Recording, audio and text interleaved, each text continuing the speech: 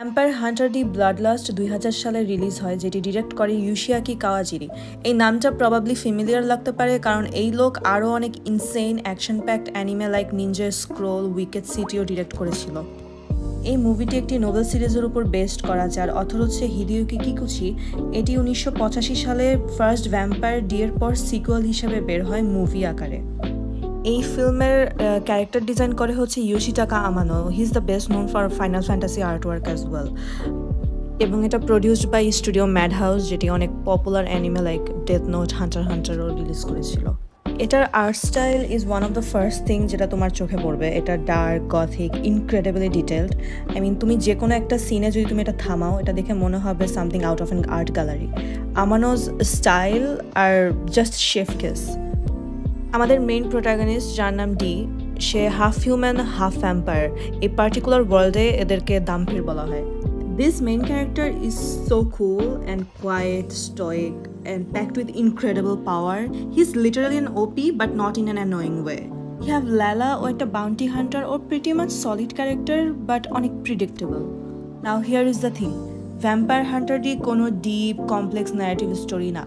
এই story pretty much straightforward. A classic rescue mission যেখানে D hire হয় একটি ভ্যাম্পায়ার নোবেলকে ট্র্যাক করার জন্য। এই নোবেল ভ্যাম্পায়ার একটি মেয়েকে কিডন্যাপ করে, যার নাম শার্লট। এই শার্লটের ফ্যামিলি পরে হচ্ছে ডিকে হায়ার করে এই নোবেল ভ্যাম্পায়ারের থেকে মেয়েটাকে বাঁচানোর জন্য। স্টোরি যখন সামনের দিকে প্রোগ্রেস করে, এটা পুরোপুরি ক্লিয়ার হয়ে যায় যে বিষয়টা এতটাও ব্ল্যাক অ্যান্ড হোয়াইট না যেটা তারা চিন্তা করেছিল আর কি।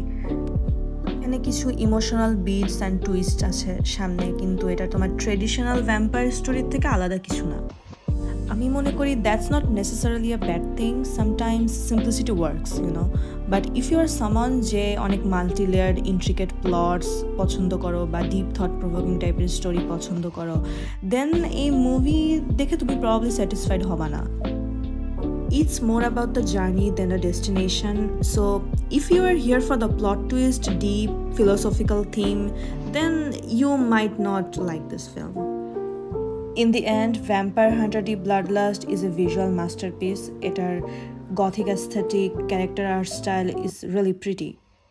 কিন্তু আমি আগে যেরকম বললাম, তুমি যদি কোনো স্টোরি চাও যেটা অনেক মাইন্ড বেন্ডিং, থট প্রভোকিং, অনেক প্লট টুইস্ট থাকবে, দেন এই মুভিটা তুমি দেখে এত বেশি এনজয় করবা না। এটা একটা স্ট্রেট ফরওয়ার্ড ন্যারেটিভ যেটা তোমার ফ্যামিলিয়ার ভ্যাম্পায়ার স্টোরির সাথে অনেকটা সিমিলার, ঠিক আছে? বাট মাঝে মধ্যে তোমার এই সিম্পল স্টোরি দরকার, কারণ প্রত্যেকটা ফিল্ম তো আর তোমার 4D চেস গেমের মতো হইতে হবে না। সো তুমি যদি এমন একটা অ্যানিমে দেখার মুডে থাকো যেটা atmospheric, artistry, aesthetic, than a convoluted plot, then Vampire Hunter the Bloodlust is absolutely worth your time. Just বসে থাকো, রিল্যাক্স করো, ভিজুয়ালি এনজয় করো, দ্যাটস অল।